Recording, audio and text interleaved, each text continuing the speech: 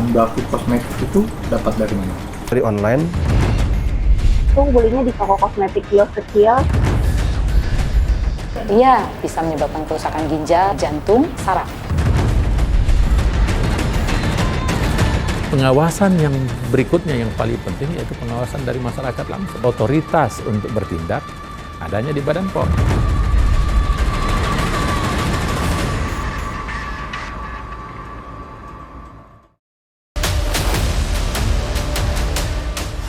Kecantikan instan, harga murah, siapa yang tak tergoda? Tapi di balik kemasan yang mengkilap, tersembunyi ancaman yang cukup besar. Telusur akan membawa Anda ke balik layar bisnis gelap kosmetik ilegal.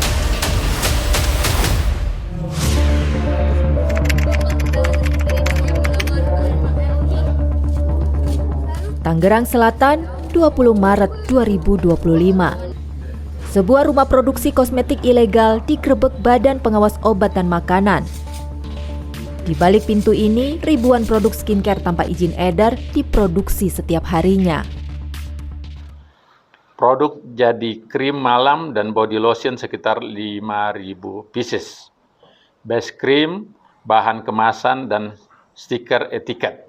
Jadi omset penjualan sekitar 1 miliar rupiah setiap bulan. Sepasang suami istri yang berprofesi sebagai apoteker menjadi dalang di balik bisnis haram ini.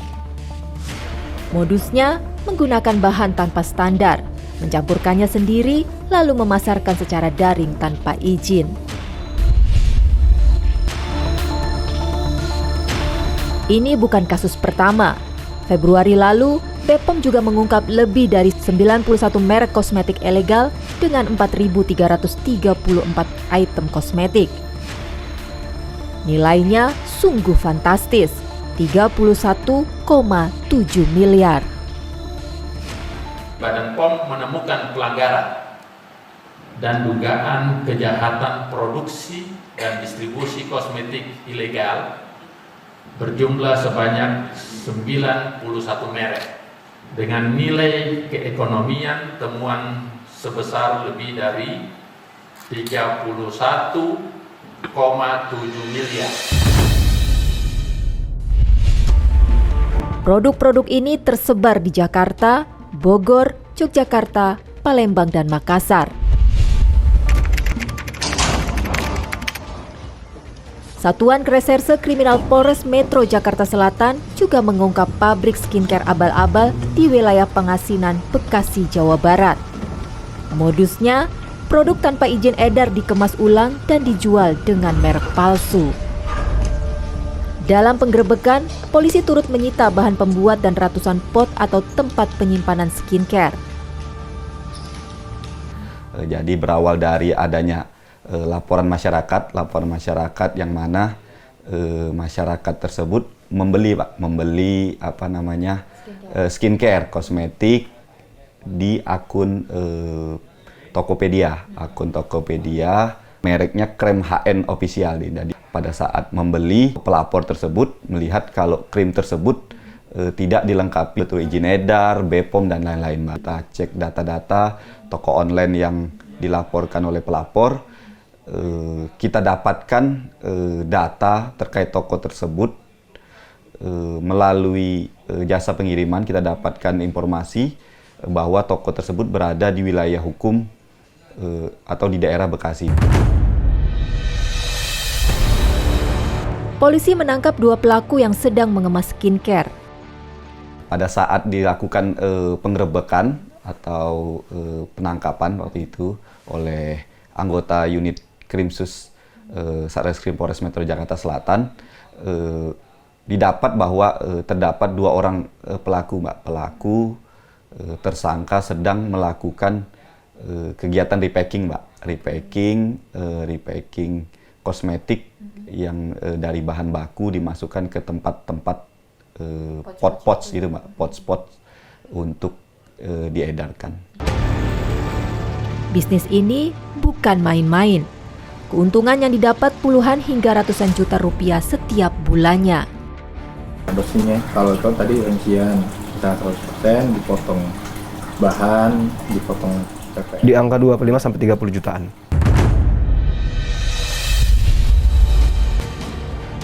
Bisnis ilegal yang digelutinya rupanya baru seumur jagung setelah pelaku berpisah dari sang majikan. Kurang tidak nyaman, keluar itu akhirnya terpikiran untuk coba buat sendiri, dan beberapa customer memang dari customer mantan bos saya. Sudah berapa lama melakukan penjualan kosmetik ilegal? Kurang lebih 1 tahun 2-3 bulan lah.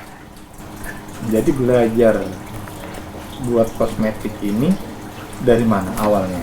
Saya tidak buat, saya itu melihat waktu bekerja sama bos saya, mantan bos saya melihat itu semua bahan sudah ada di situ, hanya tinggal menuang waktu itu saya lihat.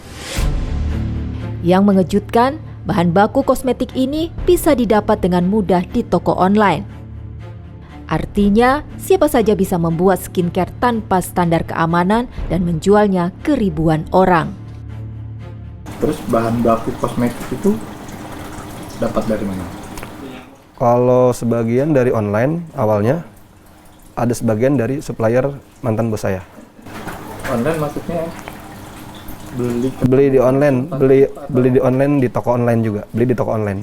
toko online, berarti pernah tatap muka atau berlangganan? Ada ada 2-3 item yang disuplai sama suppliernya mantan bos saya.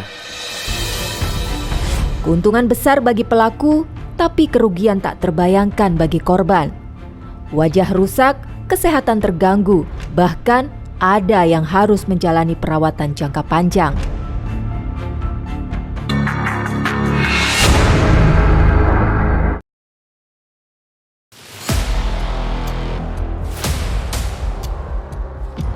Dunia kecantikan di tanah air sedang tidak baik-baik saja. Di balik janji kulit mulus dan putih instan, ada bahaya besar yang mengintai. Banyak yang terbuai hingga akhirnya menjadi korban. Nurleni Astia, wanita asal Samarinda, Kalimantan Timur, tak pernah menyangka skincare yang dibelinya di sebuah toko kosmetik di pasar tradisional menghancurkan wajahnya. Pada saat 2013 itu belinya di kios-kios pasar. Jadi dulu ada kayak toko kosmetik kios kecil. Di situ belinya, dan sekitaran harga waktu itu krim pagi dan krim malam 150.000.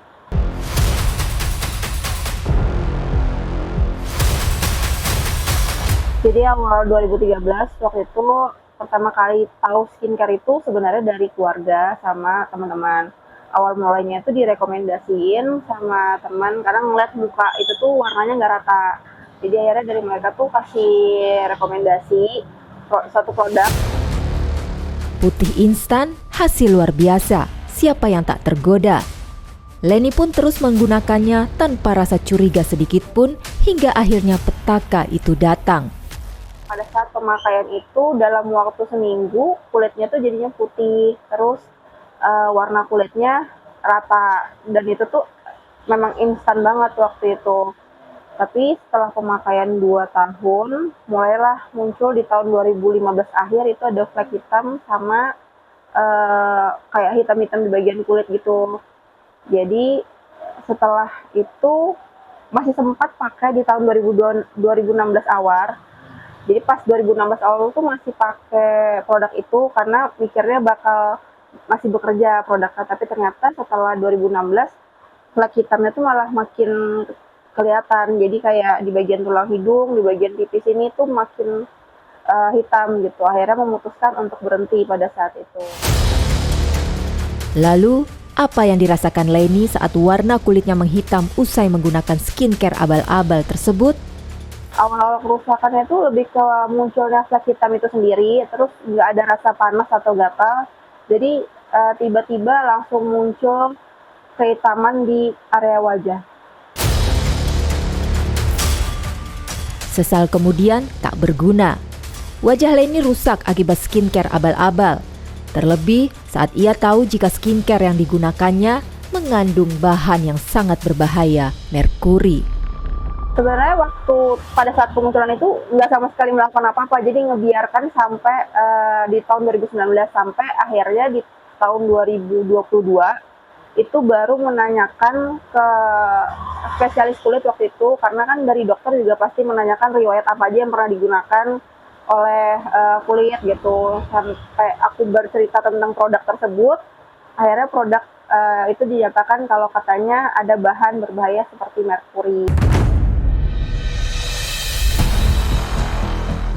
Merkuri tidak hanya berdampak pada kulit. Dalam jangka panjang, zat ini bisa masuk ke dalam aliran darah, merusak organ tubuh, bahkan menyebabkan gagal ginjal. Tak ingin wajahnya semakin rusak, Leni pun langsung mendatangi dokter spesialis kulit dan mendapati diagnosa jika dirinya terkena hiperpigmentasi dan ochronosis. Di tahun 2019 itu pernah ke klinik kecantikan, itu diagnosisnya hiperpigmentasi. Kemudian di tahun 2021 ke klinik kecantikan lagi, tetap sama diagnosisnya, dan itu tuh cuma tindakan laser. Tapi ngerasa nggak yakin karena juga setelah tindakan laser itu tuh kulitnya malah makin menghitamnya pekat. Akhirnya memutuskan ke dokter spesialis kulit yang memang praktek di daerah Samarinda kan. Terus dari dokter itu tuh juga menyatakan kalau yang aku diagnosis itu, jadi kulit aku tuh terkena ochronosis. Lalu, apa sebenarnya hiperpigmentasi dan ochronosis pada kulit? Seberapa bahayakah zat tersebut? Apakah hanya berdampak pada kulit atau berdampak juga pada organ lainnya?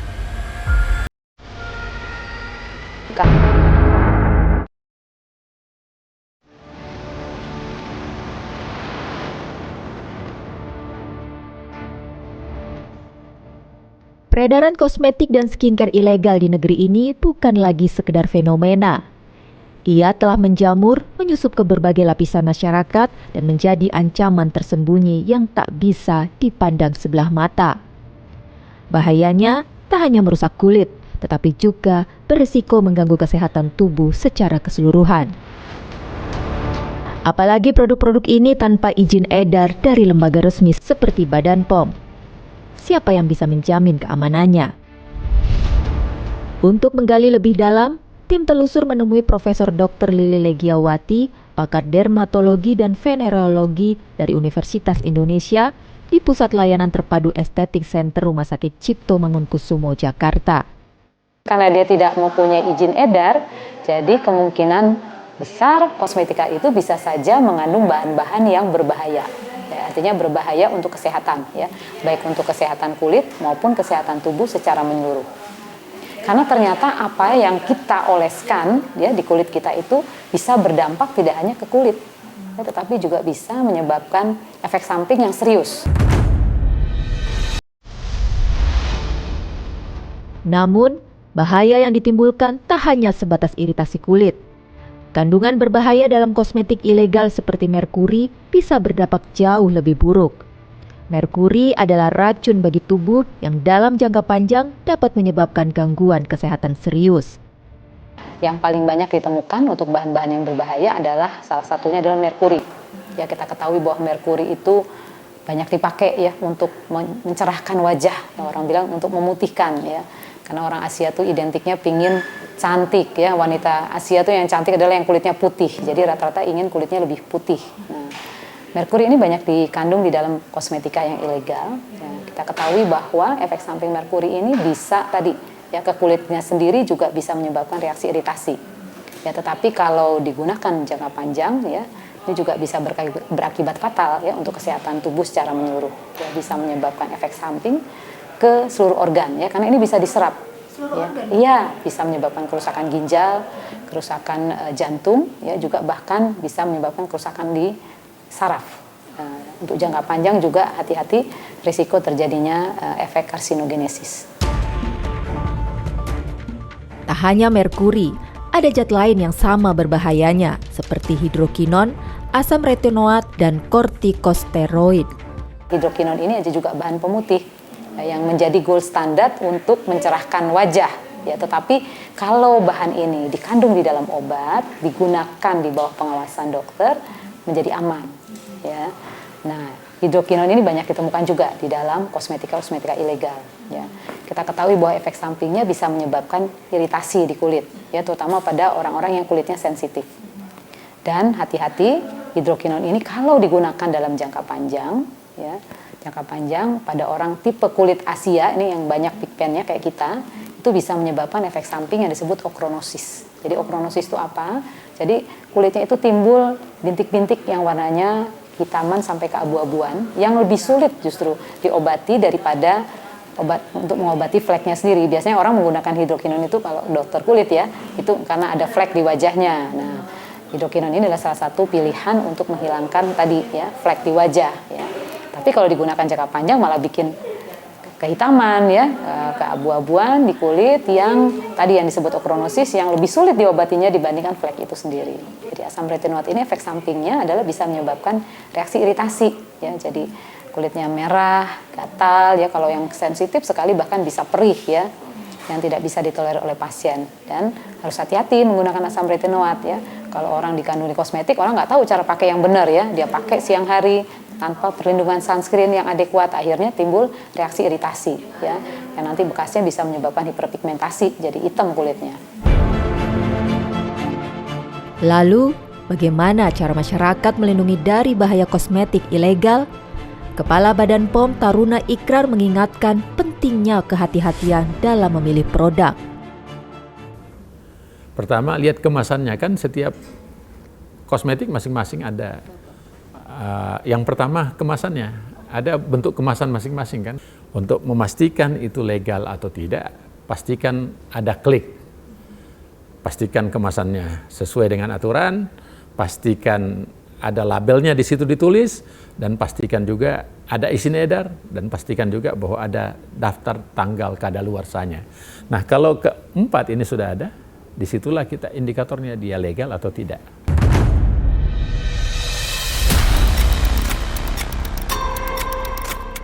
Setiap produk yang memiliki izin edar BPOM telah melalui berbagai uji laboratorium ketat. Regulasi ini dibuat untuk memastikan hanya produk yang aman yang beredar di pasaran.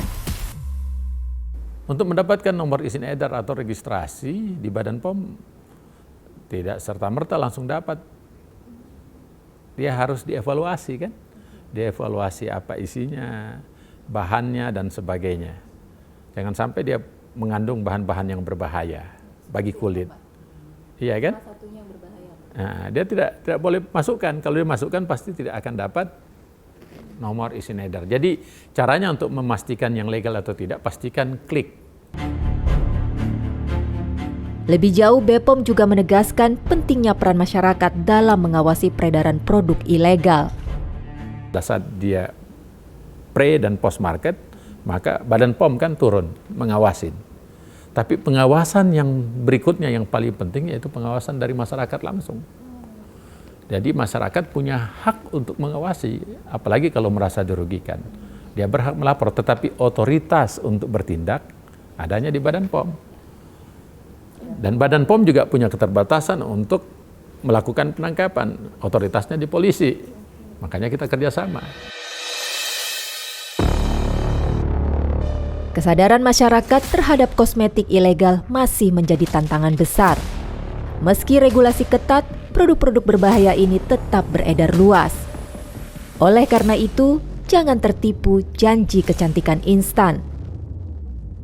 Kulit sehat bukan sekedar putih cerah atau cerah dalam semalam, tapi hasil dari penggunaan produk yang aman dan terpercaya.